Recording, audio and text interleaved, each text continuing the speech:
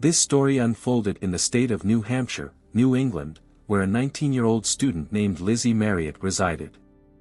The girl's favorite pastime on weekends was spending time on the ocean shore, relishing the cool breath of wind and a feeling of freshness from the water. While walking, Lizzi often pondered her future, making plans, not even suspecting that very soon, her life would be tragically cut short. Lizzi's parents would never again be able to gaze upon the ocean without the bitter taste of loss. Elizabeth Marriott was born in 1993 in the state of Massachusetts. She grew up in an atmosphere of love and decency, having not only parents but also a younger brother.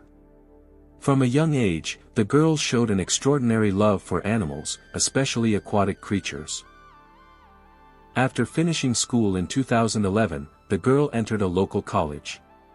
Along with her studies, Lizzi actively engaged in volunteering, focusing on animal rescue. In the fall of 2012, 19-year-old Lizzi Marriott transferred to the University of New Hampshire, entering directly into her sophomore year. Her cherished dream had come true, to study marine biology with the prospect of future work in the field. For the duration of her studies, Lizzi moved in with relatives, her aunt and uncle, who lived in the town of Chester. This way, the girl managed to save money on housing rent.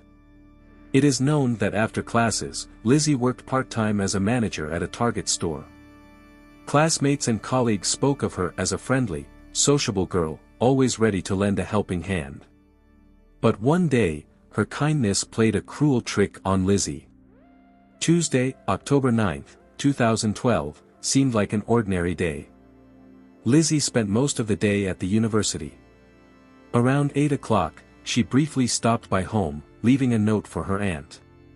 In it, the girl informed that she was going to visit a friend and promised to return by midnight. But neither at midnight, nor at 1, nor at 2, nor in the morning on Wednesday did Lizzi appear. Her aunt and uncle assumed that perhaps their niece had stayed overnight at her friend's place and then went straight to the university in the morning. However, another day passed, and by Thursday, the girl still had not returned home. On the morning of October 11th, the worried aunt called Lizzi's parents, hoping they knew where their daughter was. But the father informed that he himself had been unable to reach her for several days. The Marriott family lived a 2-hour drive from Chester. Without wasting a minute, the mother and father got into the car and set off to search for their daughter. On the way, they contacted the police, reporting Lizzi's disappearance. Unfortunately, neither the parents nor the aunt and uncle had any idea which friend Lizzi had gone to visit that Tuesday evening. The police launched an active search for the missing girl. Lizzi's phone was turned off, she did not appear on social media, and there was no activity on her bank accounts either. Initially, detectives hypothesized that the girl might have been in a car accident. However, soon Lizzi's car was found in the parking lot of the University of New Hampshire campus. The interior was empty. The police could not find any clues as to the girl's whereabouts. The mother and father appealed to the public for help, promising a $10,000 reward for information about their daughter's location. Law enforcement officers called all of the missing girl's friends and found out that on October 9th, she had been visiting Kat McDonough. Lizzi and Kat had met quite recently, working together at the Target store. Colleagues reported that the girls had become friends and sometimes hung out together after work. When Lizzi disappeared, her friend Nate knew that she had gone to Kat's place. The guy sent Kat a message, "Was Lizzi at your house?" To which she replied, "No, I haven't seen her, she didn't come to my place." 18-year-old Kat McDonough was living with her boyfriend at the time, whose name was Seth Mazzaglia. Seth and Kat had met a year earlier, encountering each other for the first time in a theater. Both were actors.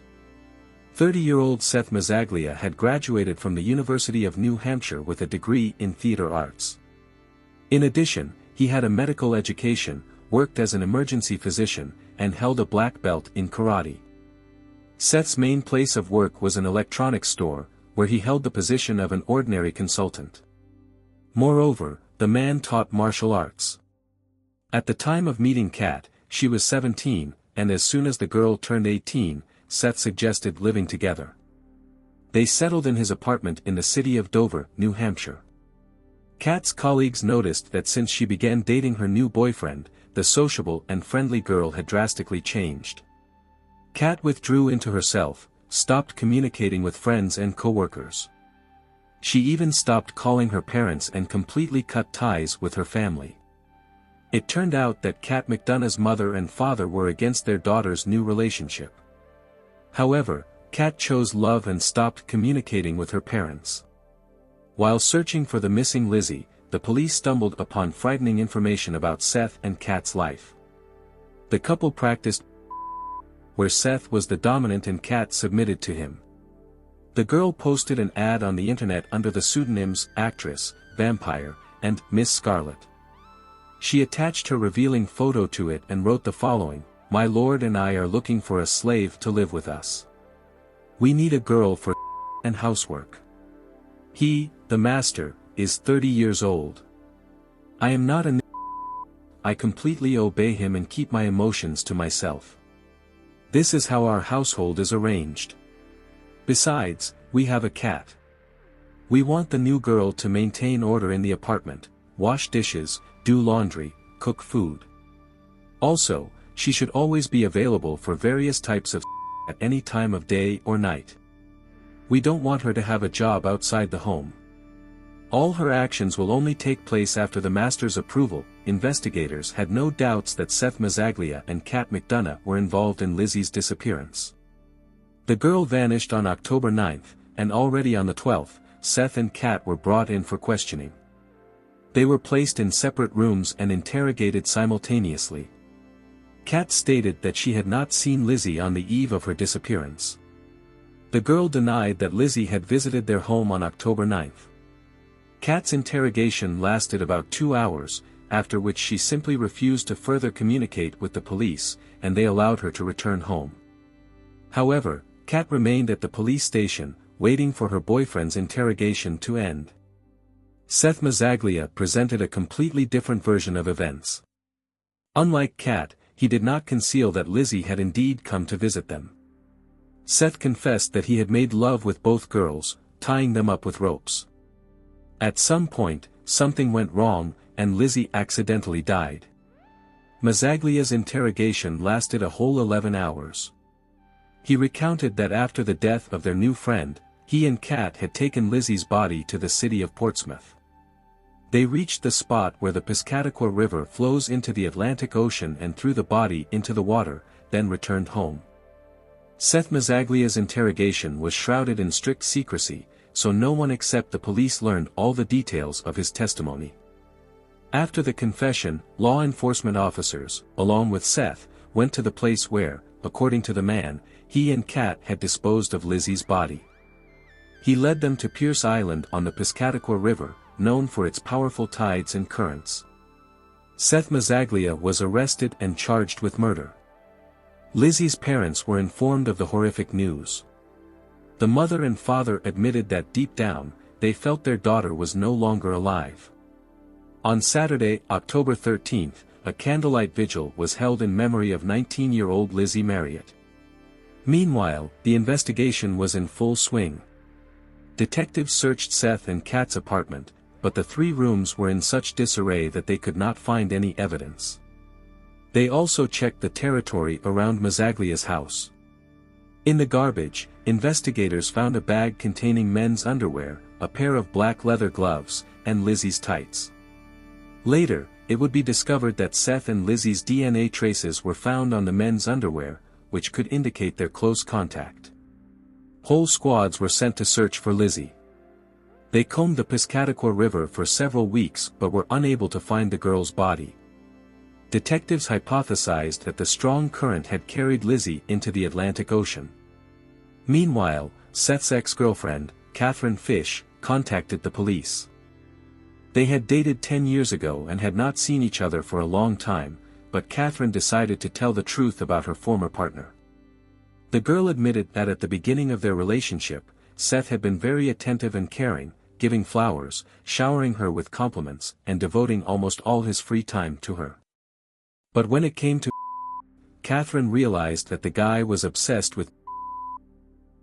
At first, the girl thought she had gotten into a story similar to the novel, 50 Shades of Grey. But the longer Catherine was with Seth, the more cruelty he displayed toward her. In addition, the guy often shared his chilling fantasies in which he took people's lives.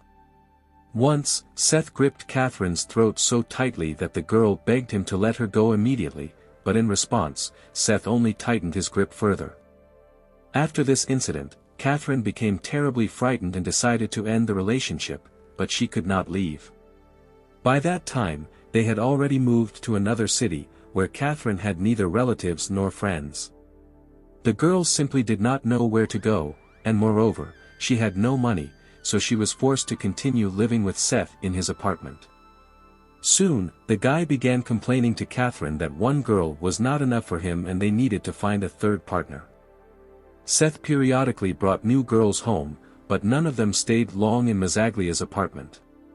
Life became unbearable for Catherine, but the girl, as before, feared that if she ran away, he would find her, bring her back home, and do something terrible to her. After several months, Catherine finally mustered the courage to leave Seth. She left his house without warning. Fortunately, the girl managed to travel 1,000 kilometers and reach her parents' home. She never met with Seth again. 2 days after Seth Mazzaglia's arrest, his current girlfriend Kat McDonough met with her lawyer and recorded a video confession. Kat revealed that Lizzi had been at their apartment on October 9. At first, the three of them watched a movie, and then they started playing. According to Kat, in the process of the game, everyone became a and decided to have. Supposedly, each of them consented to it. It all began with kisses and caresses, and then Seth suggested tying Lizzi up with ropes, to which the girl agreed. Kat even drew a diagram of exactly how Seth had bound their new partner's body. According to Kat, everything was going normally at first, but at some point, when the bound Lizzi was lying on the floor, she suddenly had a seizure. She began to suffocate, and after a few seconds, she lost consciousness and died. Lizzi's family refused to believe that the girl could have voluntarily engaged in such close contact with people she barely knew. Kat's entire story seemed absurd and far-fetched to them. And Lizzi's friends reported that she had been in a relationship with a girl named Brittany. Lizzi would have never cheated on her, as she greatly valued this relationship. 2 months after the tragedy, Kat McDonough was arrested and imprisoned on 3 counts related to obstructing justice and the investigation. It became known that while behind bars, Kat had been corresponding with Seth. They planned to escape from prison and leave for another country to get married there and no longer testify against each other. But their escape attempt failed. After that, Seth wrote a letter to Kat, claiming that they needed to be reborn and meet in a new life. Seth was a great adherent of black magic and believed that death was not the end.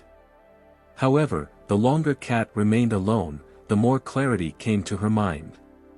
Soon, the prosecutors offered the girl a deal. Instead of a possible 20 years in prison, she had to testify against Seth. She needed to tell the truth about what had really happened in their apartment. And then her sentence would be reduced to 3 years. Kat could not refuse such an offer. In May 2014, 2 years after the crime, Seth Mazzaglia stood trial. Prosecutors insisted that Seth's actions had been deliberate, purposeful, and cold-blooded. During the hearing, they read out text messages that Seth had sent to Kat on August 25, 6 weeks before the tragedy. In them, Seth ordered his girlfriend to find a third partner who could live with them in the apartment and become a new slave. He also demanded that Kat find him a girl for the time she would be away from home. In August 2012, Kat left the city for 10 days to attend a theater camp but never found a replacement for herself. Since no one responded to Kat's ad for a third partner for a long time, at the end of the summer, Seth began regularly threatening her with brutal reprisals. The man wrote that if Kat did not want a terrible retribution, she had to bring any girlfriend to their apartment with whom he could engage in relations right in front of her eyes. During the 2014 trial, Kat McDonough agreed to the deal and shared a new version of the events of that fateful night when Lizzi died. Kat admitted that she was afraid of Seth and completely obeyed him. To fulfill her man's order, she decided to invite Lizzi over. Prior to this, Lizzi had already visited Kat once, and the girls had spent the evening together, just chatting as friends. Lizzi trusted Kat, so when the latter invited her over again, she agreed without hesitation. As Kat recounted, Seth knew in advance that Lizzi would be coming to visit them. He had seen her photos and remarked that the new partner was very attractive. And indeed, Seth took a liking to Lizzi. According to Kat, on October 9th at 9 p.m., Lizzi arrived at Mazzaglia's apartment. The three young people chose a movie, turned it on in the background, and decided to play. In this way, Seth and Kat wanted to set the mood for Lizzi to get. The room was dimly lit. The company played cards, constantly joking and laughing. Lizzi lost more often than the others, so eventually, she was left wearing only her underwear. When she lost again, Seth suggested she kiss Kat, but the girl refused, saying she would not do it because she was in a serious relationship. Then Seth proposed that Lizzi go with him to another room, but the girl again refused. After 2 rejections, the man became enraged. Kat and Lizzi were sitting side by side on the floor, watching the movie. Seth went to the next room, where he put on black leather gloves and took a rope. Then he returned to the girls, sat down on the carpet right behind Lizzi, and suddenly threw the rope around her neck and strangled her. After that, Seth did what he had long desired. He engaged in close contact with the already dead Lizzi. All this time, Kat sat nearby, simply observing what was happening. She was frightened and did not even try to somehow stop the frenzied Seth. Kat did not attempt to help her friend. At 10:49 p.m., Seth called his acquaintance Roberta. He said he needed help and asked her to come over. Roberta, along with her boyfriend Paul, arrived at Seth's apartment after 11 p.m. When they entered, they saw Seth sitting on the bed, and at his feet on the floor lay the dead Lizzi. The girl was wearing only her underwear, and a plastic bag was put over her head. Meanwhile, Kat was in the kitchen, sitting on the floor in a fetal position, rocking back and forth. The friends asked what had happened here. Seth could not give a clear answer. He only said that this time, things had gone too far.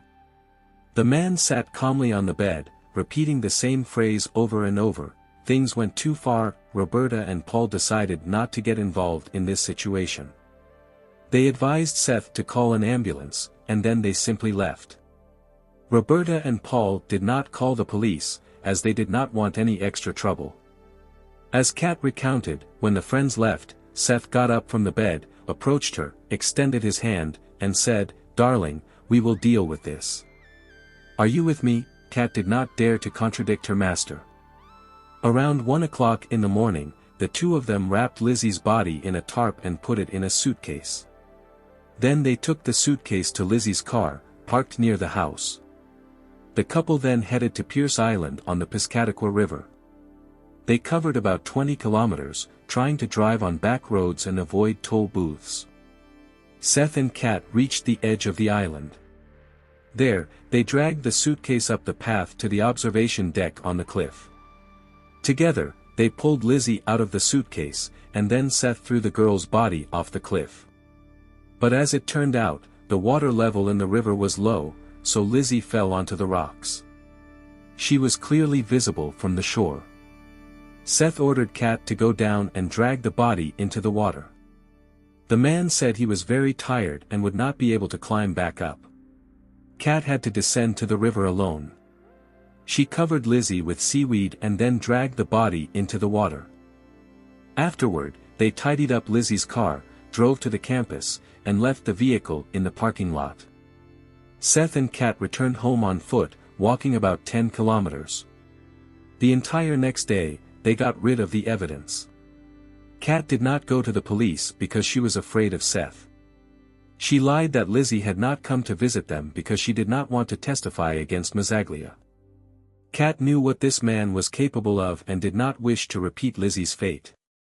At the trial, Kat constantly sobbed, but there was not a single tear in her eyes.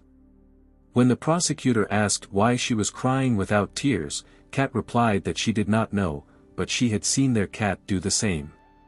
Seth Mazzaglia's lawyer insisted that Kat McDonough's second story was a complete lie. He stated that Kat was a theater actress, a professional liar.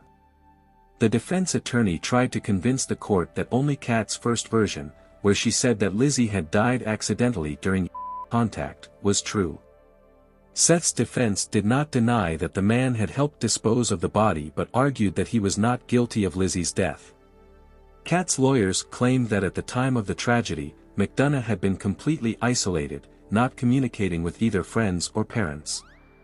Seth constantly monitored his cohabitant's every move and regularly forced her to have sometimes up to 10 times a day.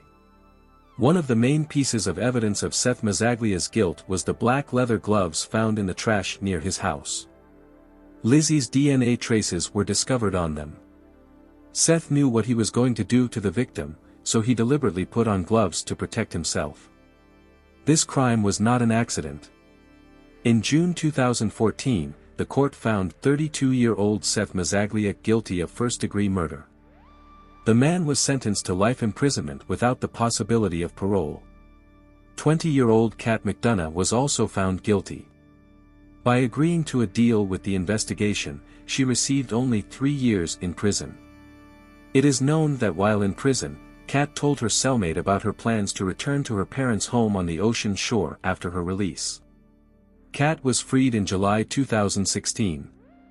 She faced the fact that for a long time, she could not find a job, as everyone knew her biography and did not want to deal with her. Kat is not obliged to report to the police about her whereabouts and can move freely. She does not give interviews and does not maintain social media accounts. The body of 19-year-old Lizzi Marriott was never found. It is known that since 2012, her parents have not visited beaches. They simply cannot look at the ocean, knowing that somewhere there, their daughter rests. Lizzi has not been buried to this day. Her mother and father created a small memorial for her, a bench in the sun by a lake in the forest of their native Massachusetts. The parents believe that Lizzi's soul is now free. In today's world, when it seems like nothing can surprise us anymore, there are stories that strike us with their unpredictability and cynicism. This tale is a vivid example of how some criminals, having gained the trust of their victims, can easily manipulate them like puppets. But sometimes, their appetites grow to such an extent that they decide to go even further.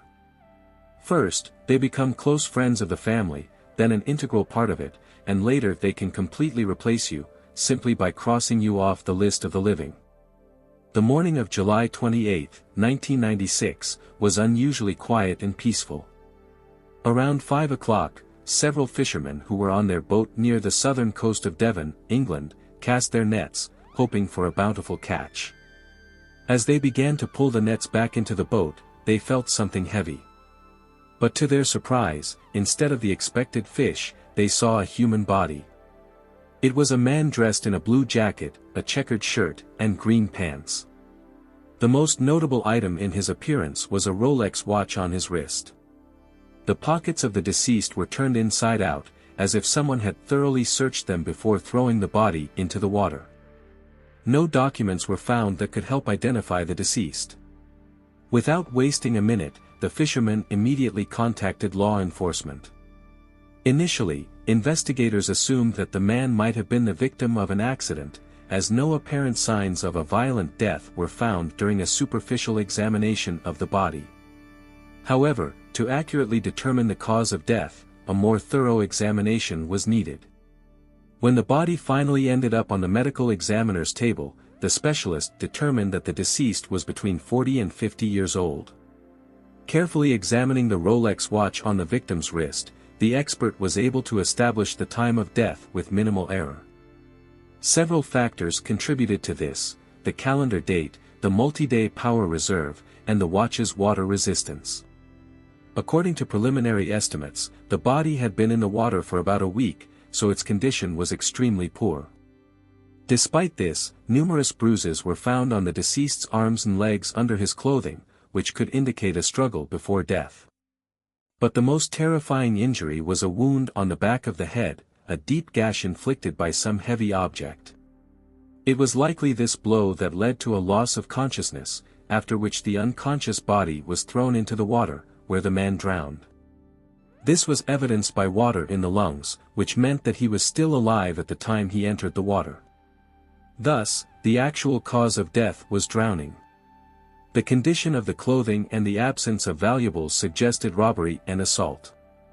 Only one detail did not fit into this picture: the expensive Rolex watch, which the criminals, for some reason, left on the victim's wrist.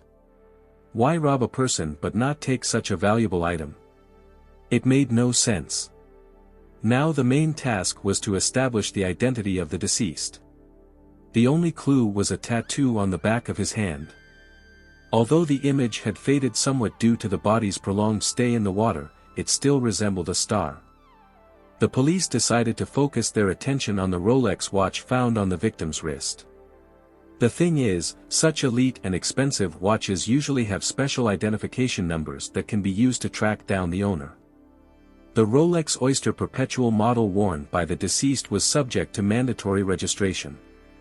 The watch's serial number was checked against databases. Unfortunately, due to the technical limitations of the time, this process took about a month. But the efforts were not in vain. Investigators were able to establish that the accessory belonged to a man named Ronald Platt. Further investigation revealed that Platt's last known place of residence was a rented house in Chisworthy, near Chichester. This was approximately a 4-hour drive northeast of where the fishermen found the body. The closest relative of the deceased that could be found was his brother. He was informed about the tragedy and the police decided to talk to him to learn more about the crime victim. The brother said that Ronald was 51 years old, and the Canadian maple leaf tattoo on his arm symbolized his long-standing dream, to move to Canada. All of Ronald's loved ones knew that he was simply obsessed with this idea. According to the relative, Platt was a quiet and reserved man who had a small circle of friends and spent a lot of time alone. The only exceptions were his brother and a few other family members with whom he maintained regular contact. Ronald had no problems with the law or harmful habits. He was described as an introvert who felt comfortable being alone. Platt was not a wealthy man, so he worked hard. He saved money for a long time to finally buy his dream Rolex watch. And now he was putting aside all his savings for a move to Canada. This idea had become an obsession for him. Delving into the circumstances of the life of the deceased Ronald Platt, investigators stumbled upon an interesting fact. It turned out that the house he lived in was rented not by him, but by a man named David Davis. The police immediately contacted David by phone to inform him about the tragic event, but judging by his reaction, he did not show much surprise or distress. According to Davis, the last time he saw Ronald was several months ago, before he planned to move to Paris to open his own electronics store. They had not seen each other since then. Despite David's willingness to cooperate with the investigation, the detectives had a feeling that he possessed valuable information. So they decided to visit him in person for a more detailed conversation. However, finding David's exact address proved to be not so easy, which led the police to mistakenly knock on the door of his neighbors. An elderly couple greeted them at the doorstep and informed them that it was not David who lived next to them, but Ronald Platt with his young wife and 2 children. This information made the investigators wary, since Ron's body was found in the waters of the English Channel. Therefore, they decided to take a closer look at the identity of this man.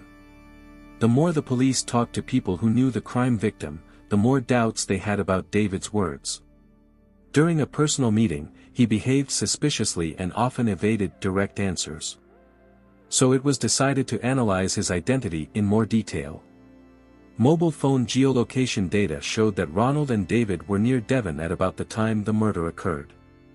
And this was despite the fact that both men lived quite far from there. It would have taken each of them about 4 hours to get to the crime scene. It was unlikely that they could have ended up there together by chance. This coincidence could not have been a mere accident. This fact alone was enough to expose David's lie, since he claimed that he had not seen his friend for several months. In reality, their meeting took place much later. Gradually, Other strange details began to surface. Investigators learned that David lived at the address that was registered to Ronald. Moreover, it was the murdered man who paid for all utilities, although David positioned himself as a successful businessman, while Ronald was an ordinary worker. Even after Platt's death, transfers from his account continued to arrive. All these circumstances suggested a possible financial motive for the crime. Having weighed all the facts, the police decided to detain David. When they arrived at his house, it seemed as if he was expecting this unpleasant visit. As soon as he noticed the law enforcement officers, the man rushed out into the street, jumped into the first available taxi, and quickly drove away, ignoring the police officers' demands to stop. A chase ensued, which, however, did not last long. The car stopped almost immediately. David was arrested on suspicion of murder. While the suspect was in the interrogation room, detectives visited his home to talk to his relatives. There they met David's wife, Noelle, a pleasant young woman of 22 to 23 years old. David himself was much older than her, he was about 50. But despite the large age difference, in everything else they looked like an ordinary married couple with children. When Noelle was told that she needed to go to the police station to meet with her husband, she visibly became nervous and grabbed her bag with baby items, intending to take it with her. The bag seemed suspiciously heavy, so the policeman decided to look inside. It contained about £4,000 in cash, 2 gold bars worth approximately £25,000 each, as well as ID cards and credit cards in the name of the deceased Ronald Platt.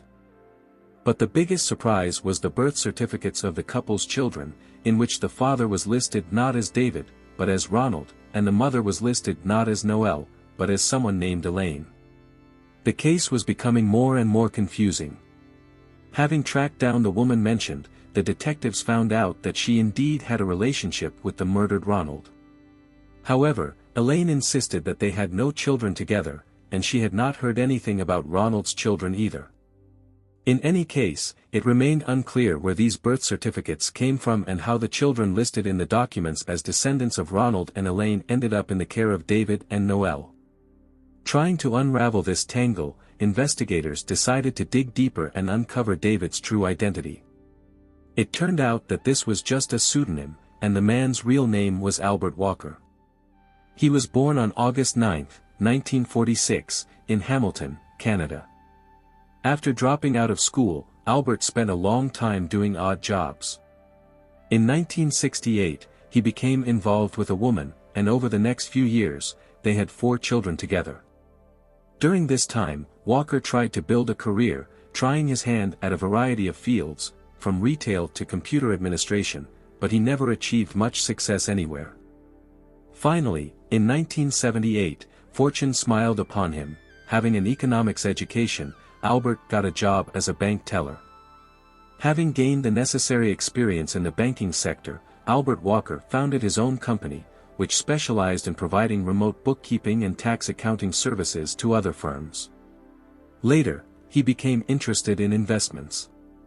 Thanks to this activity, by the early 1990s, he had earned a reputation as a thriving businessman. Walker created the image of an exemplary family man, a loving father of 4 children, a financial genius with an Oxford University degree, and a pious Sunday school teacher. But it seems that success clouded his mind. Albert began to lead an extremely extravagant lifestyle, having affairs with numerous women, which eventually led to his wife filing for divorce. And this was just the beginning of his downfall. Soon it was revealed that Albert was actually a dishonest businessman who misappropriated funds entrusted to him as investments. The losses from his fraud amounted to over $3 million. The elderly suffered the most, as he tricked them into giving up all their savings. Some of the deceived pensioners, having lost their last money, even took their own lives. But this did not move Albert at all. Having seized other people's wealth, he lived in grand style, traveled the world, and did not deny himself anything. In November 1990, Walker kidnapped one of his daughters, 15-year-old Sheena, who lived with his ex-wife Barbara. It was with this girl that he had a particularly close relationship. In addition, his ex-wife received her share of the business, after which it became clear that the company was drowning in multi-million-dollar debts. When the defrauded investors went to the police, law enforcement officers set out to arrest Albert, but he had already disappeared without a trace. During this period, he took on the name David Davis, one of his former investors. The criminal fled to Europe, hiding in Switzerland for some time, and then went to the UK. His older daughter took the name Noelle. In 1991, they settled in Fargate, North Yorkshire. David, aka Albert, accidentally met Elaine Boyce, who worked as an administrator in an antique shop and was dating Ronald Platt. The woman said that her lover had some savings and dreamed of moving to Canada. Then David, posing as a millionaire banker, offered her a job at his company. Walker conceived another large-scale scam, but it required time to implement. First of all, the scammer offered Elaine and Ronald to become directors and trustees of his company, which, of course, did not exist in reality. He presented it as an opportunity to receive passive income, which would not require much time, but would require initial investments. Elaine, albeit not immediately, agreed. Communicating with the couple, David managed to convince them not to include his name in any documents, explaining that he was going through a painful divorce, and his ex-wife was trying to sue him for every last penny. The money needed to be transferred to offshore accounts. Elaine and Ronald believed him and invested their funds. Thus, they became the nominal owners of a fictitious company. Using this shell, David continued his activities. He lured investors and fraudulently forced them to invest money in the firm. To store the funds, he used offshore accounts. Everything went smoothly until 1992, when his daughter Noelle turned 18. The girl became pregnant, which gave the situation a completely different light, because none of them had real documents. They could not even count on the medical care necessary for pregnancy monitoring and childbirth. David realized that he needed a new image, a new identity. And he chose Elaine and Ronald for this. But first, he had to somehow get rid of this couple. For Christmas 1992, he invited them both to his home and offered to fully finance their move to Canada, and on quite short notice. By February 1993, they were supposed to be on another continent. David was ready to cover all expenses, so despite the spontaneity of the offer, for Ronald it seemed like a great opportunity to fulfill his long-cherished dream. Moreover, David assured them that they would remain shareholders of the company and would continue to receive passive income. He quite convincingly described that for this he would need documents that would allow him to act on their behalf, sign papers, put seals, and go through bureaucratic procedures. Unfortunately, the couple did not have sufficient business experience, so they were easily misled. In February 1993, Elaine and Ronald arrived in Calgary, Canada, exactly according to the scammer's plan. In fact, he got rid of his identity donors, and he himself turned into Ronald. His daughter was now Elaine.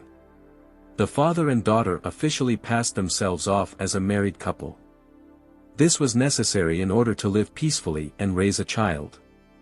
Meanwhile, the real Ronald and Elaine found themselves in Canada. While the man was quite satisfied with the new life circumstances, his companion, faced with difficulties in a new place, wanted to go back. But Ron did not even want to hear about it. He had just achieved his dream, so the couple was forced to separate. Elaine returned to the UK but did not inform David about it. Later they met by chance at the wedding of a mutual acquaintance. That's when she told him that she had broken up with Ronald and returned, while he stayed in Canada. Of course, David tried to convince her to go back to her lover, support him, and restore their relationship. It was extremely important for him that the real Elaine did not interfere with his plans. All attempts to persuade Elaine to return to Canada proved futile, so David decided to move with his fictional family away from her, to Devon. There he bought a sailboat. Later they settled in Chisworthy, renting a house registered in Ronald Platt's name. However, the situation became more complicated when the real Ronald realized that a bright future did not await him in Canada either. He never received the promised passive income, had to work hard in living conditions unsuitable for life. So after 2 years spent on another continent, Ron decided to return to the UK. In 1995, he stepped on his native land again and, of course, wanted to renew his relationship with his old friend David, who was actually Elaine. The imposter understood that things were bad and he could be exposed at any moment. But he did not want to lose his established comfortable life, so in order not to arouse suspicion, he maintained contact with his so-called friend and helped him in every possible way. By Christmas, their relationship seemed to have been restored. Ronald was understanding about the fact that their joint company had failed and was going through difficult times, so, as David claimed, he did not send him money. For Christmas 1995, David invited Ronald to spend the holidays together. It seemed that everything was going as usual, but in fact, an insidious plan was already brewing in the head of the scammer, which he had been developing for several months before daring to commit a horrible crime. On July 20, 1996, David called Ronald to go fishing on his boat. He agreed. They sailed about 6 kilometers from the shore and there the imposter, armed with a pre-purchased anchor, dealt a crushing blow to the back of the head of his friend, leaving a deep wound. When Ronald lost consciousness, David threw his body into the waters of the English Channel. He attached a carabiner to the victim's belt, to which the anchor was attached, which was supposed to drag the man to the bottom so that the body would sink and not float to the surface. But the plan failed, the body still ended up in the hands of the police. Eventually, the detectives unraveled this entire criminal tangle. Noel and David were arrested. They were interrogated separately at the police station. First of all, the investigators were interested in the origin of the gold bars and cash found in the girl's bag. In addition, they asked a number of questions about the suspicious confusion with the documents. Noel, of course, could not explain all these facts. She began to get confused and evade answers. In the end, under pressure from detectives, she confessed everything. She confirmed that together with her father they passed themselves off as a married couple. However, when asked who really was the father of her children, a 2-month-old baby and a 3-year-old daughter, she never gave an answer. The investigation revealed that David's daughter was not privy to the scams he was pulling off. Her father simply manipulated her, forcing her to play the role of his wife. She denied any involvement in the murder. She only wanted to take the bag of money with her because her father had ordered her to do so in case the police arrived. The girl sincerely believed that her father was a successful and wealthy businessman, so she always obediently followed his instructions.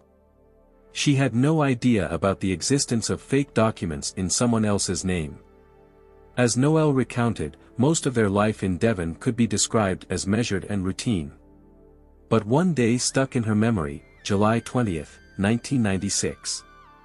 That day, Albert went sailing alone on his boat.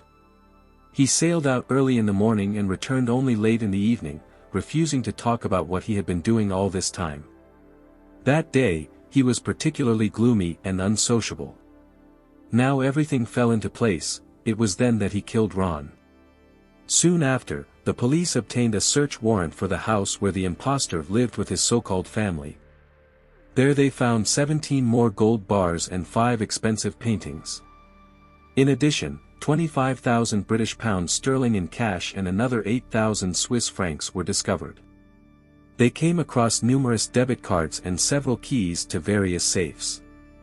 They also found documents indicating that more than 40 bank accounts had been opened in 24 different banks in Switzerland, Italy, Great Britain, and the Cayman Islands. They even managed to find a receipt from a fishing store, where an anchor was purchased, paid for with Ronald's debit card.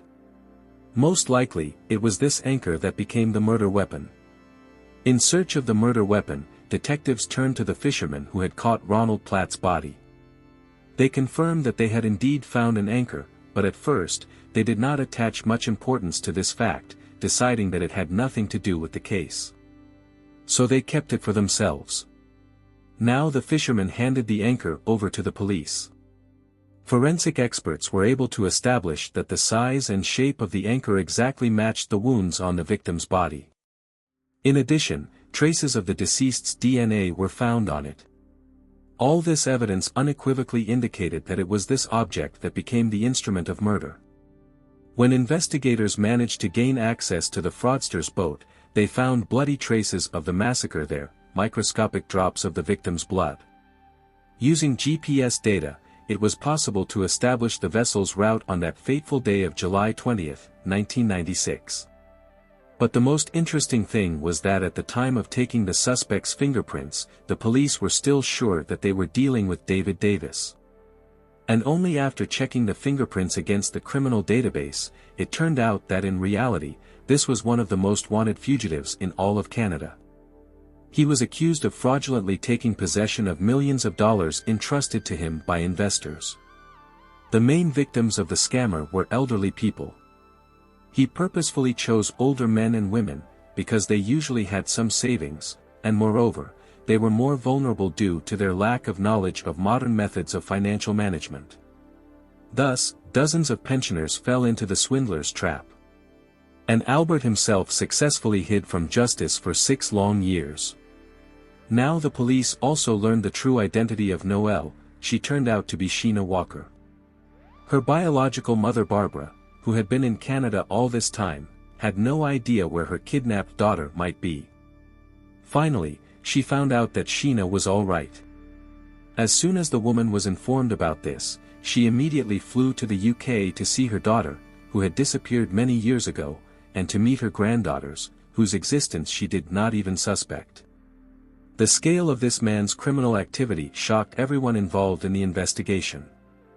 Those who knew Albert personally described him as a calm, positive person, a nice, balanced, and sociable family man who regularly attended church and gave the impression of a loving husband and a caring father. No one could have imagined who this man really was and what this colorful couple was doing. The criminal's track record was impressive. Interpol was looking for him on charges of financial fraud amounting to over $3 million. And now he was being tried in the UK on suspicion of murder. Court hearings began on April 27, 1998. At that time, Albert was drowning in problems, because all the victims of his scams were trying to get compensation, filing lawsuits in courts around the world and demanding that the criminal be deported to Canada. Such a transformation lasted for years, and who knows how much longer it could have lasted and how many people would have suffered, losing money and even their lives, if Albert had not been arrested. On the one hand, Ronald Platt might have seemed too trusting and naive. But on the other hand, he himself had been a victim of an insidious manipulator for a long time, who methodically penetrated into all spheres of his life. Albert realized that he could be exposed at any moment and then he would lose everything, because he was on the international wanted list. He concluded that Ronald had begun to suspect something, perhaps even guessed about the true activities of his supposed friend, and therefore signed his own death warrant.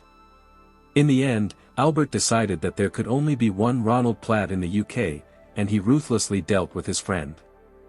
And all this was done so cold-bloodedly and cynically that the victim did not even suspect until the very end that he was in mortal danger. While her father was in custody during the investigation, Sheena had enough time to comprehend everything that had happened. She recalled with horror each of the 6 years spent under her father's control.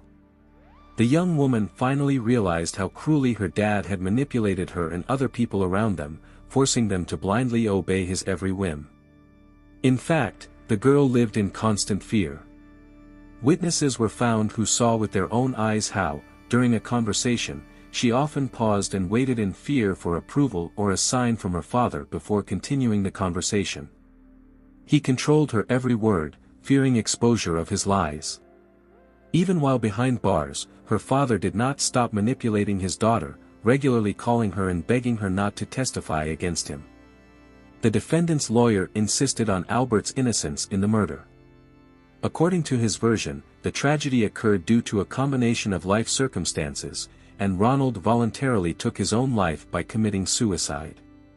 This was allegedly confirmed by the depressed psychological state in which the man returned from Canada. He had dreamed of moving for so long, but reality did not live up to his expectations. Painful disappointment pushed Ronald into depression, and the breakup of his relationship with Elaine, who refused to restore it, finally broke him. Therefore, the unfortunate man threw himself into the abyss of the sea with an anchor, so as not to even give himself a chance to change his mind at the last moment. However, prosecutors noted that the nature of the victim's injuries absolutely did not correspond to the version of voluntary suicide. Under no circumstances could Ronald have inflicted such injuries on himself, brutally beat himself and strike himself on the head with an anchor. To everyone's surprise, during the court session, Albert agreed with these arguments. And yet he categorically refused to admit his guilt in committing the murder. The man claimed that Ronald was his closest friend, and the use of his documents became a forced measure in the extremely difficult conditions in which he found himself with his daughter. During the trial, Albert insisted that on July 20th, he met Ronald Platt completely by chance. After that, he allegedly sailed away on his boat and did not see his friend again until the moment the body was found in the fishing nets. Of course, this lie was quickly exposed, because traces of the murdered Ronald's blood were found in the boat. Throughout the trial, the prosecution and the public were concerned about the issue of the paternity of Sheena's children. If it were confirmed that this was the result of Albert would have to face additional charges. But in the end, this idea was abandoned, although there were rumors that several witnesses allegedly caught the father and daughter together in bed. Sheena herself categorically denied that Albert was the father of her children, but could not name the real father. It is quite likely that she simply did not want to create unnecessary problems. Later, the girl returned to Canada with her mother. After several hours of deliberation, the jury concluded that Albert Walker was guilty of the premeditated murder of Ronald Platt. He was sentenced to life imprisonment with the right to parole no earlier than after 25 years. After spending 6 years behind bars, the convict was extradited to Canada. This news came as a real shock to Sheena and her mother, because they feared that now that Albert was so close, he posed a real danger to them. However, on the other hand, the Canadian authorities had the opportunity to conduct their own full-scale investigation, interrogate the fraudster and charge him with financial fraud amounting to millions of dollars, committed before fleeing to the UK. Unfortunately, the punishment turned out to be much milder than expected. Despite Albert's proven involvement in at least 24 episodes of fraud, he was sentenced to only 4 years in prison. This term was to be served in parallel with the 25-year imprisonment for murder. In 2021, the criminal filed a petition for parole, still denying his guilt in the murder of his friend Ronald Platt. However, this time his version of events underwent cardinal changes. If earlier Albert claimed that he never intended to kill his friend, now he admitted that such a thought did indeed cross his mind. But allegedly at the moment when they were left alone on the boat far from the shore, in a fit of sentimentality, the killer opened up to Ron about his plan. However, he assured that he was not going to implement it. But instead of parting peacefully, Ron allegedly exploded with anger and attacked him with his fists. So Albert had no choice but to kill his friend to protect himself. Against the backdrop of all the previous villainies, this lie looked simply like incredible blasphemy. He openly pressed for pity, justifying his frauds by a difficult financial situation and the need to get money. At the same time, Albert carefully concealed the fact that during that period he lived in grand style, carelessly spending the stolen wealth. Fortunately, his request was rejected, and the criminal remained behind bars. But already in 2022, he was allowed to stay outside the prison for 60 days, provided that he would return to his cell every evening no later than 9 p.m. This became the first step towards freedom on Canadian soil. The authorities strictly forbade Albert to contact minors and use other people's names. He was categorically prohibited from engaging in any financial activities, communicating with his victims, and approaching his own family.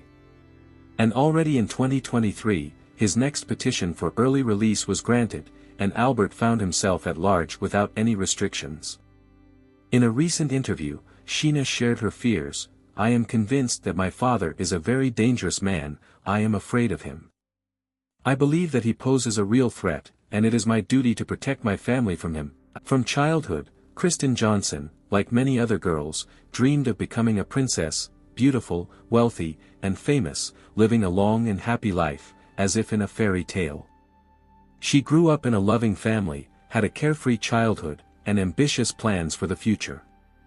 Kristin aspired to achieve fame, and her dream came true, but not due to her outstanding talents, but because of the horrific cruelty of her murderer. Kristin was born in 1981 in Santa Clara, California, to the family of Teresa and Kirk Johnson. As a very young girl, she moved with her parents to the small town of Saugatuck in Michigan. It was a quiet and picturesque settlement with a population of less than 1,000 people. Saugatuck seemed like the perfect place for a happy and safe life. The crime rate here was very low, and the locals didn't even lock their doors, unafraid of criminals. A special feature of the community was that everyone knew each other. Kristin had an older brother, Derek, who was a few years older than her. Their family seemed close-knit and happy, but the idyll was shattered when the parents decided to divorce. Despite this, they maintained a good relationship for the sake of the children. Kristin and Derek took turns living with their father and mother, as required by the custody plan. Due to these circumstances, the girl became involved in household chores early on and started helping her mother at the age of 12, including with the family budget. Kristin tried to find any job to be independent and not ask her parents for money. Later, Derek went to serve in the army and then decided to become a professional soldier. Meanwhile, Kristin was studying in high school. Having become independent, she took her life completely into her own hands. The girl was helped in this by her intelligence and natural beauty. Moreover, she was cheerful, fun, and an interesting conversationalist. Kristin looked great, particularly thanks to an active and healthy lifestyle. Her loved ones admired her beauty and advised her to conquer Hollywood. Kristin enjoyed sailing, surfing, and everything related to water the most. She engaged in these sports when she came to California to visit her grandmother. But after returning to Michigan, the girl always missed her favorite activities and needed time to readjust. In Saugatuck, Kristin became passionate about theater and became a member of a small acting club. In the winter, she worked part-time as a waitress at a local cafe and turned out to be a real find for the owner of the establishment, as she was very sweet, polite, and sociable, which attracted more visitors. During this period, Kristin increasingly thought about leaving their small town. The calm atmosphere of the province was not for her. The girl felt that she deserved more and aspired to a different life than serving food in a cafe. She realized that there were no serious prospects for her in Saugatuck. After graduating from high school in 1999, Kristin finally got enough freedom to start building her own life and pursuing success. After considering the situation, she decided to go in search of herself. The girl traveled to different cities, worked there, and tried herself in various fields. Eventually, in 2000, she chose California, which she loved so much, to live in. The climate was wonderful there, and there were many more opportunities to realize her potential. Initially, Kristin moved in with her grandmother in the small resort town of Santa Maria, with a population of 100,000 people. But despite the proximity to her favorite entertainment, she first focused on important things. First of all, the girl started looking for a job to support herself, as this was very important to her. Kristin got a job as a system administrator in the city's electric power company. Then she took care of her education and decided to enter the University of California. The educational institution was quite far away. The road from her grandmother's house took 40 minutes. Kristin enrolled there and purchased a car with the money she had earned earlier, but even with a car, such a commute took a lot of time. Therefore, the girl began looking for a job closer to the university. That's how she first touched upon her dream, Hollywood. Kristin managed to get a part-time job in a film crew that was planning to shoot a movie. The experience of performing in a theater group helped her adapt to the new work environment. As a result, the girl was hired as an assistant on the set of a thriller. There she met people who lived and breathed Hollywood. For a girl from the provinces, this was a real star chance. Kristin communicated with extremely famous actors and directors and was incredibly happy. She simply could not believe that she was interacting with celebrities. The world of cinema completely captivated her. This work inspired young Kristin so much that she wanted to be closer to this field. The girl enrolled in professional makeup courses taught by Hollywood makeup artists. Having mastered these skills, she thought about becoming a makeup artist on a film set. For this, Kristin decided to move to the city of her dreams, Los Angeles.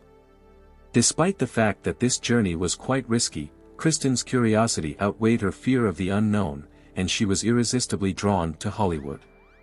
Eventually, she moved to Los Angeles, where several famous film studios are located at once.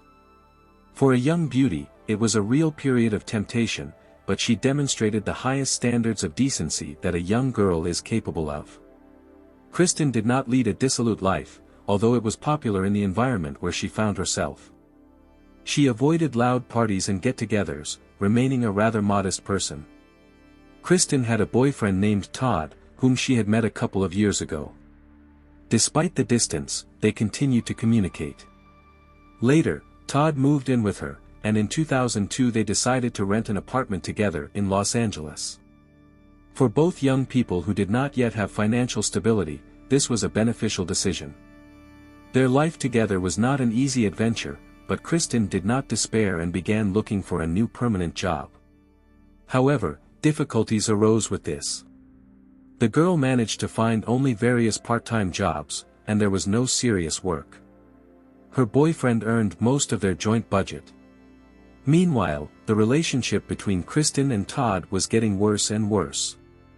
Later, the girl complained to her mother that verbal altercations with her boyfriend were increasingly turning into physical violence.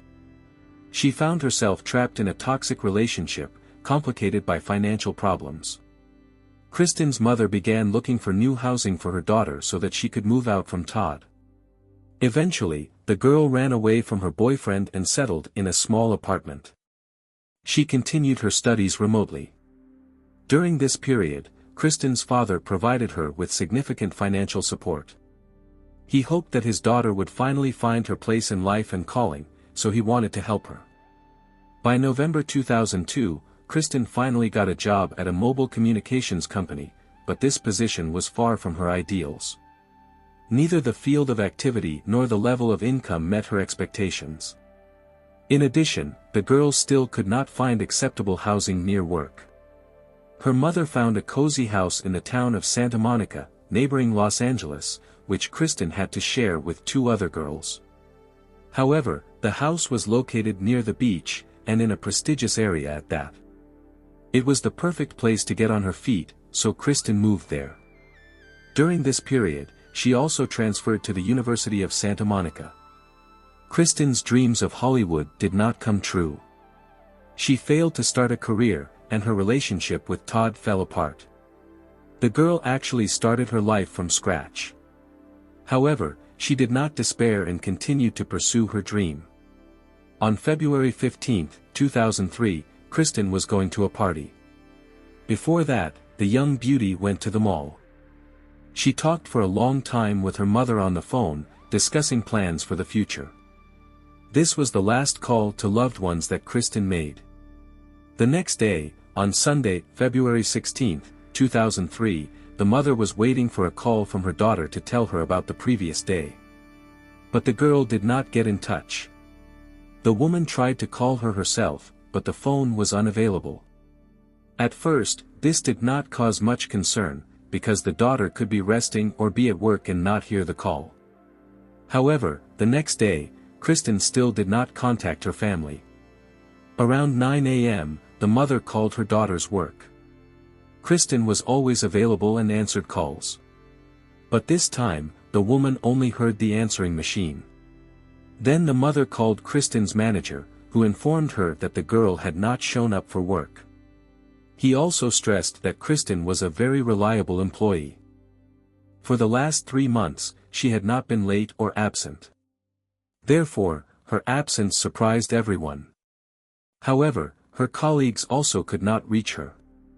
According to the manager, the employee was last seen on February 14. One of her friends at work said that the girl was going to some party.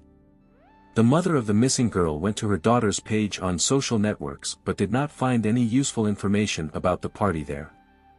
The girl had not posted a single photo. Although previously she actively maintained her page, actually documenting every step of her life. The woman also checked the transactions on her daughter's bank accounts, but from the moment she stopped communicating, no transactions were made. The mother called all the hospitals, but Kristin was not registered anywhere. After that, on February 17, she decided to contact the police department of Santa Monica and reported the disappearance of her 21-year-old daughter. Investigators checked whether a similar girl had been involved in road accidents on those days but found nothing. The neighbors of the young beauty also heard nothing about her after the disappearance. The police contacted Kristin's ex-boyfriend Todd, with whom she had a rather turbulent and sometimes violent relationship. A version was considered that he could have tracked down his beloved who had run away from him and done something to her. But Todd denied seeing Kristin. The girl's neighbors provided only general information that they saw her on Saturday, February 15, when she was going to a party, but they did not know with whom she was going and where exactly. Kristin's colleagues had previously told this to her mother. This was the first lead in the case, and the investigators began to check this information. Later, a new detective joined the case. As soon as he opened the collected materials, the photo of the missing girl struck him. The crime victim strongly resembled another girl who had disappeared earlier and was found dead in 1995. That girl was a novice model who was invited by a photographer for a photo shoot for a glossy magazine, but this photo shoot never took place. The victim's name was Linda Sobek, and her killer was a photographer named Charles Rathbone. He lured the beautiful blonde out of the city by deception, where he killed her. But the police officer also knew that Linda's killer was already behind bars at that time and physically could not be involved in this case. However, it could be a copycat of Charles, who was inspired by his ingenuity and acted according to his scheme. Detectives needed to obtain at least some information related to the missing girl, so they put out an all-points bulletin for her car, a white Mazda Mint. At the same time, investigators, communicating with Kristin's mother, learned more details about the girl's ex-boyfriend Todd, as well as about her new boyfriend named Lucas. However, the mother knew very little about the latter. She did not even remember his last name, which complicated the search. More than 48 hours had passed since Kristin's disappearance, and this is a critical period for the search for missing persons. The police seriously considered the version that the girl might no longer be alive. They began to study the billing data of Kristin's mobile phone. It turned out that the last outgoing call from her phone was made at 5:34 p.m. on February 15. She called the Directory Assistance Service at the number 411, which could indicate that the girl was in trouble and was trying to clarify an address or phone number. The conversation lasted about 3 minutes, and therefore, this communication could be of great importance for the investigation, but it was impossible to find out the exact content of the conversation, since such calls are not recorded. After this conversation, Kristin's cell phone went dead, and its location was last recorded in the area of Ventura Boulevard. After that, the police contacted the media to involve them in the search for the girl. Messages about Kristin's disappearance with a hint of similarity to Linda's murder immediately appeared in the news headlines. Investigators searched the apartment where Kristin lived, looking for possible leads. They found a receipt from a women's lingerie store, dated February 15, the day the girl disappeared. The police also found out that Kristin continued to communicate with her ex-boyfriend, despite his aggressive behavior. Sometimes she visited him, with the last such visit taking place on February 7. However, the detectives found the first truly serious lead while studying the data from the missing girl's email. On February 13, Kristin sent a message to the coordinator who was organizing the party. In the letter, she noted that she was looking forward to the celebration and was planning to buy a ticket. She was told that all tickets were sold out but was put on a special waiting list. This is a common practice when organizers of such events with celebrities seek to attract visitors and offer them to buy VIP tickets at an inflated price. The police managed to find Kristin's new boyfriend Lucas and talk to him. He said that he last saw the girl on February 14, the day before her disappearance. They spent the evening together watching a movie and then said goodbye. The young man successfully passed a polygraph test and had an alibi, so he did not arouse any suspicion among the investigators. After that, the detectives talked with Kristin's ex-boyfriend Todd, but he also had an alibi. It turned out that the guy was out of town, which was confirmed by several people.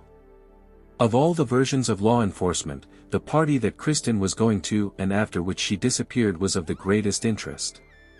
They believed that the key to unraveling her disappearance lay here. Investigators contacted the event organizers and were shocked. It turned out that Kristin had not bought a ticket and had not shown up at this party. But where could she have gone then? To reconstruct the chronology of events on that fateful evening, the police checked the transactions made with the missing girl's bank card. Thanks to this, law enforcement officers found out and checked all the stores that Kristin visited that day. They reviewed footage from surveillance cameras in search of any extraordinary events or clues. This check took a lot of time. While the police were analyzing the collected information, they received an alarming call. A woman named Susan Murphy reported a suspicious man. She told a short story of meeting a certain Victor Thomas in a store, who introduced himself as an employee of a film company conducting a casting for a new James Bond movie. He pressured her, invited her to the role of a Bond girl, admired her beauty, and urged her to participate in the casting. Susan found this man suspicious, and at the last moment, she managed to refuse. For insurance, Susan's husband, a former police officer, went to meet with Victor. He personally talked with this man and tried to find out his intentions. However, Victor ran away without providing any valuable information. Susan checked everything she knew about him and found out that he was lying. Victor Thomas had nothing to do with the film industry, such a person did not exist at all. The man probably made up this legend, as the killer of Linda Sobek had done at the time. In this way, he tried to meet a beautiful girl, but for what purpose remained unknown. Despite the fact that Susan's story ended well, Victor was still at large and could continue his criminal activities. That is why the received information had to be immediately checked and the suspect had to be found, because he could have some leads in the case of Kristin's disappearance. Investigators carefully studied all the stores that the girl visited on the day of her disappearance, viewed footage from surveillance cameras, but did not find anything interesting. Then they decided to personally visit the stores and talk to the staff. During the conversation with the salespeople, the police provided a description of Victor, who was hitting on pretty girls. In one of the stores, a saleswoman reported that she had seen a similar man, but could not provide any more useful details. An artist arrived at the scene to create a portrait of the suspect. While the search for Kristin continued, law enforcement officers sent dogs and volunteers to the area where the girl last contacted and called the directory service. At this time, patrols and volunteers were looking for the car and the missing person herself. The police received many reports that a similar car had been seen somewhere, but all these testimonies turned out to be false. On February 24, an important call finally came to law enforcement. Kristin's car, a white Mazda Mint, was found in a parking lot located near the shopping center where she was shopping. A forensic expert arrived at the scene, conducted a thorough examination, collected fingerprints, and all possible evidence. In the back seat of the cabin was a bottle of water, and in the front seat was the missing girl's cell phone. However, a real surprise awaited the investigators when they talked to the parking lot guard. The man recalled that there was a small incident with this car. The car arrived at the site at 5:45 p.m., but the parking space was reserved for another client. A man got out of the car and, upon learning about this, reacted aggressively to the guard's warning. He simply threw the car keys at him and left without any explanation. There was no one in the car. Unfortunately, there were no surveillance cameras in the parking lot, so it was not possible to see the driver at that moment. There were no leads. Then the detectives returned to analyzing the girl's purchases on the day of the disappearance and were shocked.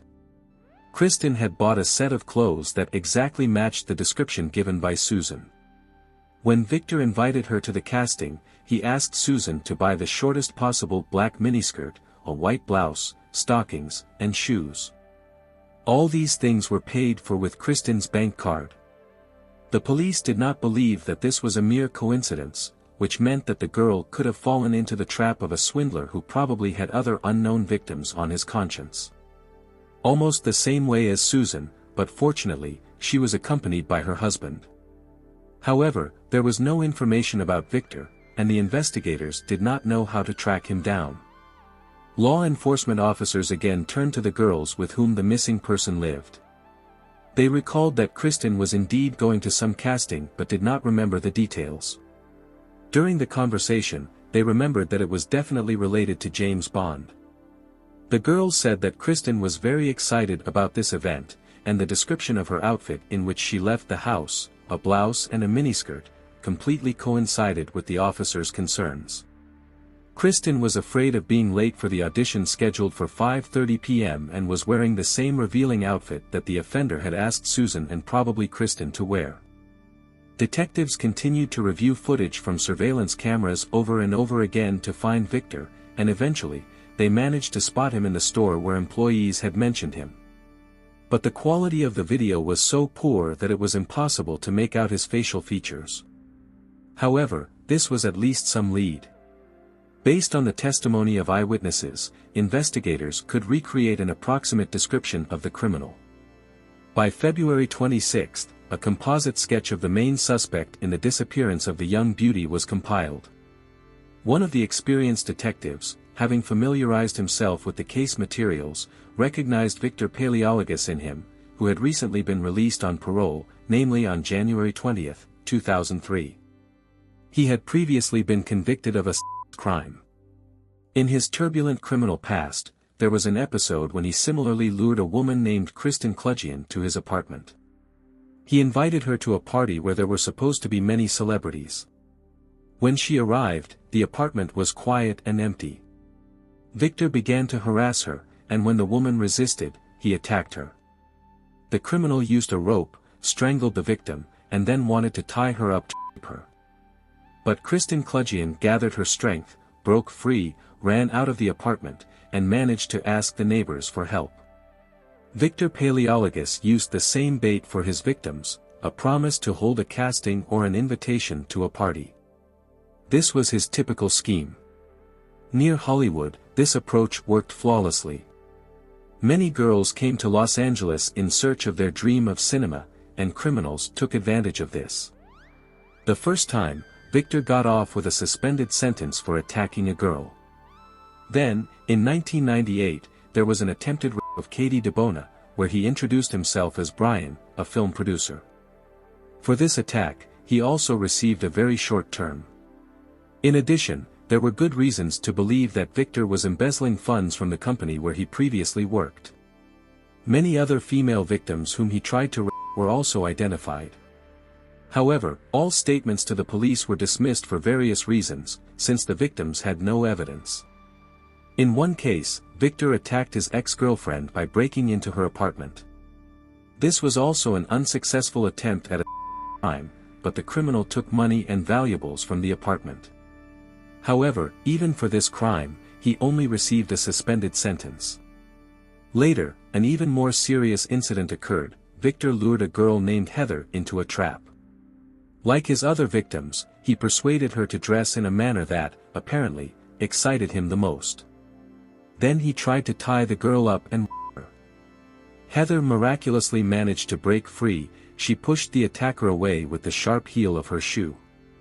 Those seconds allowed her to run out of the apartment and hide in her own car. The girl filed a statement with the police against Victor. For this crime, he was sentenced to 2 years in prison, but on January 20, 2003, he was released on parole. This happened just 3 weeks before Kristin's disappearance. As it turned out, upon release, the criminal immediately returned to his old ways. At the time when the police began their search for him, Victor was already under arrest. This time he stole a BMW X5 in Beverly Hills and tried to sell the car with forged documents. During the arrest in the hijacking case, a wallet was found on him, which contained a whole bunch of stolen identity cards, credit cards, and other documents. Victor Paleologos completely fit the type of criminal in the case of Kristin's disappearance, and he also acted according to the same scheme. All the facts pointed to him. Therefore, the police decided to show a photo of the suspect to Susan, who managed to avoid an attack thanks to her husband. At the police station, the girl instantly chose Victor's photo among others, and then at a face-to-face confrontation, she also recognized him. Susan noted that she immediately identified Paleologos, although it was obvious that he was trying to change his appearance. The man slightly hunched over, stretched one hand in front of him, put the other behind his back, combed his hair differently, but the deception was exposed. Susan's husband, who tried to detain the criminal, also recognized him during an additional check.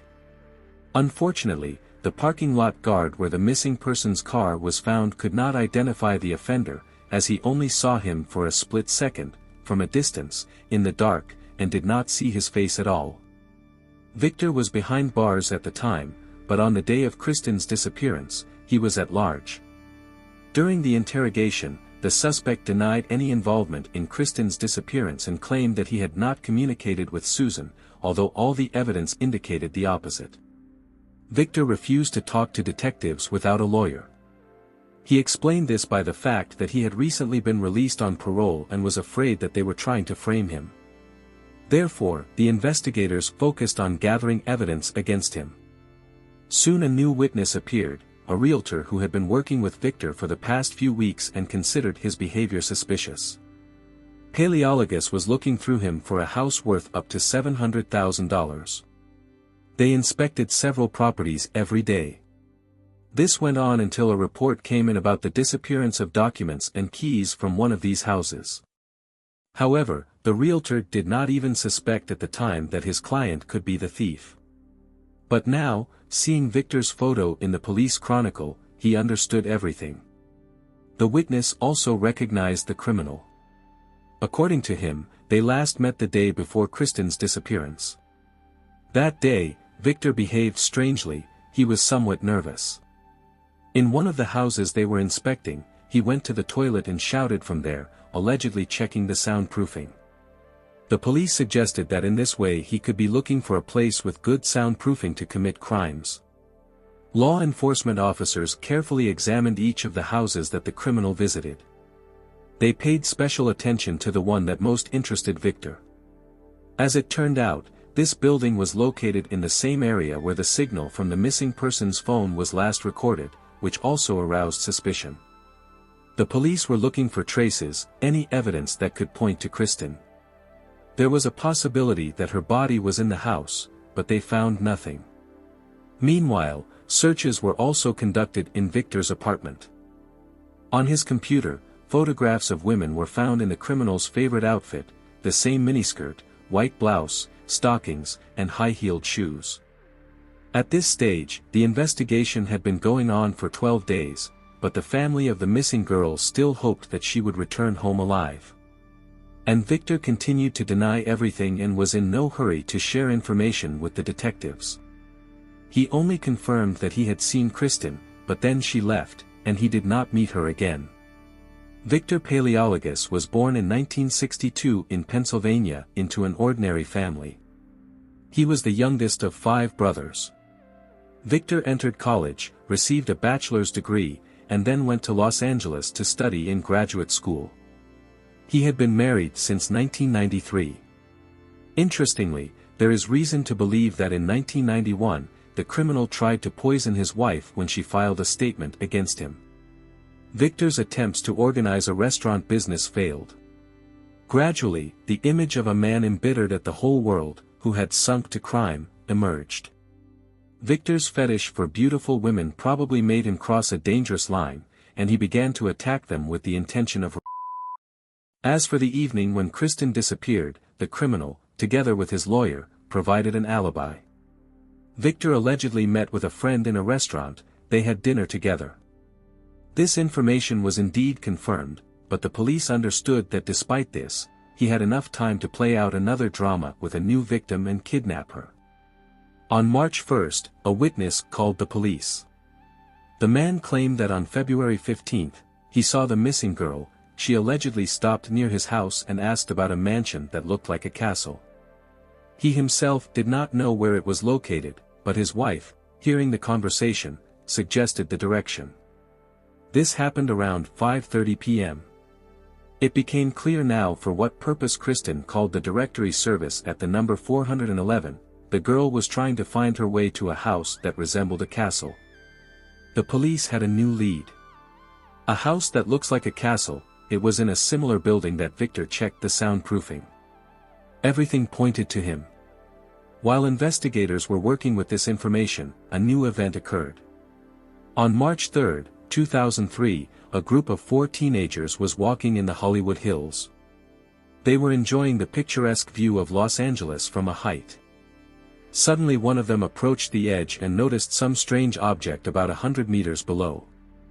The teenagers began to peer and at first thought it was a mannequin. The guys decided to go down, but they could not get to the mysterious object. However, they got close enough to understand that it was not a mannequin, but a human body. The young witnesses hesitated for a long time about what to do next, as they did not have mobile phones with them. In the end, they decided to go to the police. On the way, the teenagers met a woman who was walking her dogs and told her about the gruesome find. She approached the body to make sure what she heard was true. The victim's legs were tied and wrapped in blue fabric. She was wearing a gray hoodie. Her hands were tied behind her back. A hair tie remained on her right wrist. Below the waist, torn stockings were visible. The woman, frightened by what she saw, called the police. Soon the police and rescuers arrived at the scene, who made considerable efforts to retrieve the body from the hard-to-reach area in the Hollywood Hills. The criminal probably hoped that the body would never be found. Perhaps it would have happened if it weren't for the curious teenagers who accidentally wandered into this remote area. The forensic expert identified the body as the missing Kristin Johnson. She was found not far from the house that had so interested Victor during the tour with the realtor. The police informed Kristin's parents about the tragedy. They were devastated by the pain of loss. Numerous bruises and scratches were found on the body of the murdered girl, which indicated a desperate resistance. The condition of the body was poor. It had time to decompose significantly, being in the heat for many days, and one day it was raining at that. The face was especially disfigured due to multiple injuries, and also because the head was lowered. The girl had a torn ear, as well as a large bruise on her head and neck. These were the consequences of a traumatic brain injury and strangulation, which was considered the cause of death. But later, new horrific details were revealed.